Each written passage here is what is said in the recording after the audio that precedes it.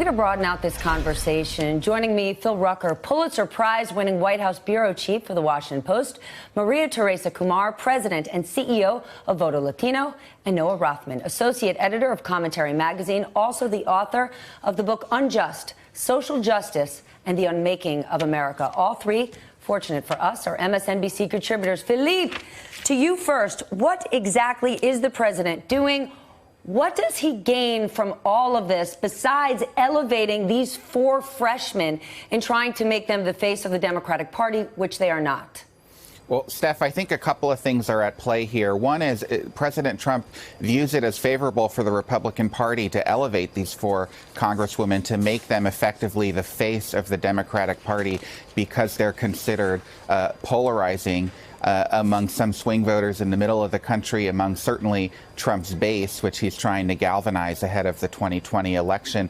But the broader picture here is this is just a continuation of the strategy that Donald Trump has had since he entered national politics, which is to use race, to use issues of xenophobic issues, to use white nationalism to build a coalition, to build a base and a movement behind his campaign. It's the reason he spent 5 years pursuing the false birther theories about President Obama's birthplace, and it's the reason that we saw throughout the 2016 campaign President Trump, or Donald Trump, candidate Trump, really making a lot of racial comments that stoked these sorts of controversies. Maria Teresa, to Philip's point, he's been making these points from the get-go. Remember, to the first time we saw President Trump, when he announced he was running, going down that escalators, and what he said about Mexicans. So your reaction to these tweets and why we should think anything else would come from the president. He won being this guy.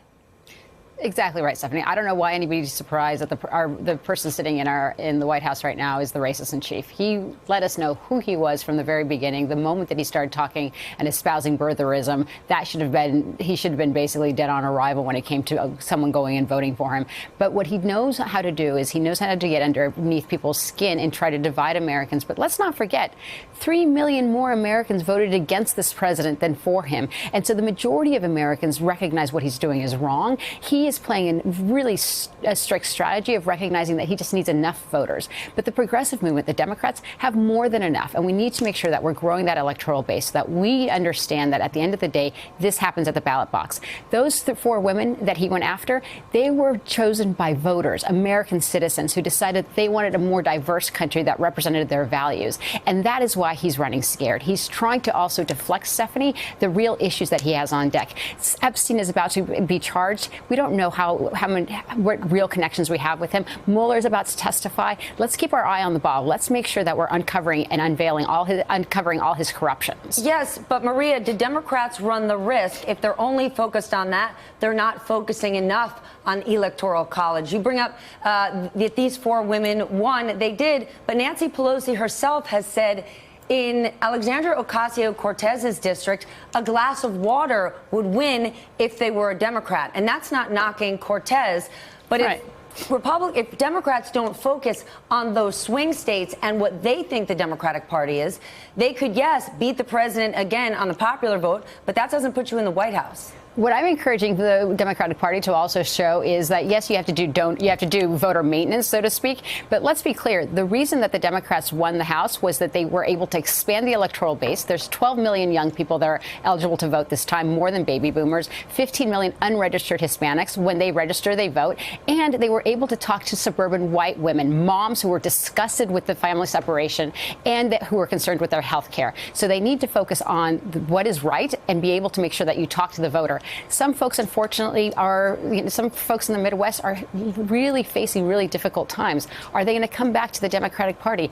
That's a real risk when you know that you have roughly 15 million unregistered voters that more than likely would vote for a progressive agenda. Noah, help us understand the silence of the Republican Party. Those who are saying, where are Republicans speaking now? You could say, where were you on birtherism over the last decade? But thus far, it's been tough for them. given the president's success with Republicans? Yeah, I mean, you saw more Republicans speak out against Donald Trump before he was the president. Now that he is the president, they have a frustrating fear of their voters. It is a moral imperative that they speak out about this. It's obviously unambiguously morally depraved. If it isn't racist itself, it certainly appeals to racist sentiments, so I'm not sure there's a big distinction to make. And why isn't it an elective imperative? It's an elective imperative because this is strategically inept on the president's part for two reasons. One, it creates pressure on Democratic leaders, moderates, and the Congressional Black Caucus, all of whom had the knives out for these progressive activist members of Congress until precisely yesterday when these tweets came out. They are now under pressure not to do Donald Trump's work for him. Second, this is the sort of stuff that frustrates Republican voters. Republicans don't like this. I wrote about in my book the extent to which Donald Trump aggravated and intensified racist sentiments on the right when he failed to denounce them with sufficient vigor and zeal in 2016. And when you confront Republicans' audiences with this fact, they get very frustrated by it. They get defensive because they don't want to be seen as supporting somebody who's racist. They don't feel themselves racist. And when they are lumped in with those categories, they get frustrated by it. They get defensive about it. Underlying all that is an understanding that these are morally reprehensible sentiments. Philippe, I want to play what Senator Lindsey Graham of South Carolina, who in 2015 called President Trump a race-baiting, xenophobic, religious bigot.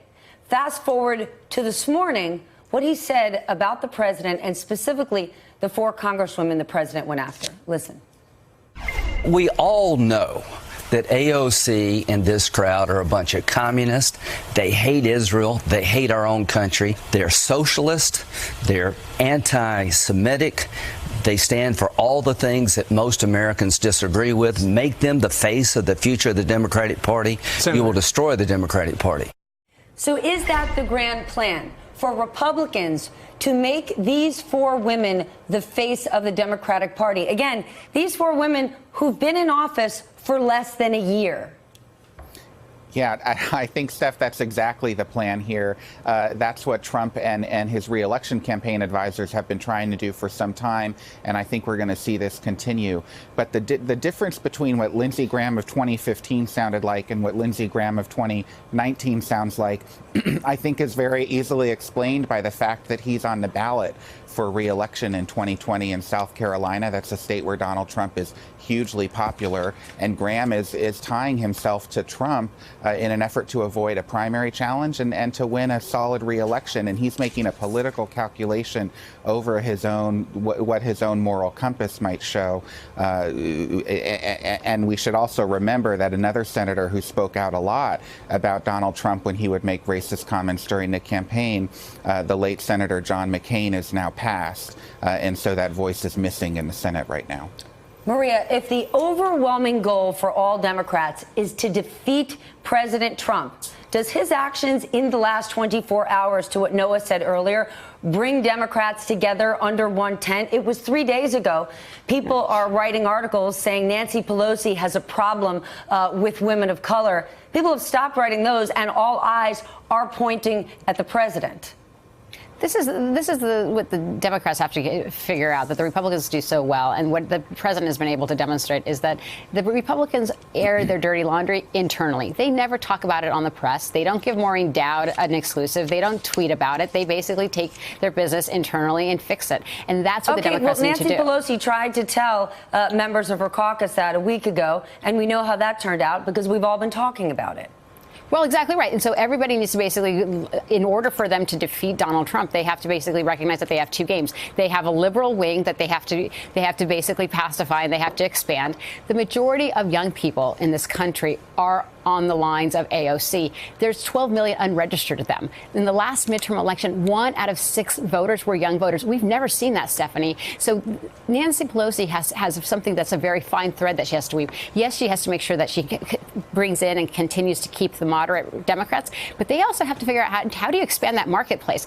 This weekend in the Latino community was terrifying. We're not even talking about that. The Latinos were not going into, even in areas where they do commerce in Los Angeles and San Francisco, in liberal bastions. Imagine how they were feeling in the middle of Texas, where you have 2.3 million unregistered Hispanics who are eligible to vote. There is a deep sense of fear in the Latino community that the Democrats should be talking to, so that they are Americans, but because of under this president, they feel that they are not being represented. But there's an opportunity again to expand that marketplace, and this is just being coldly calculating.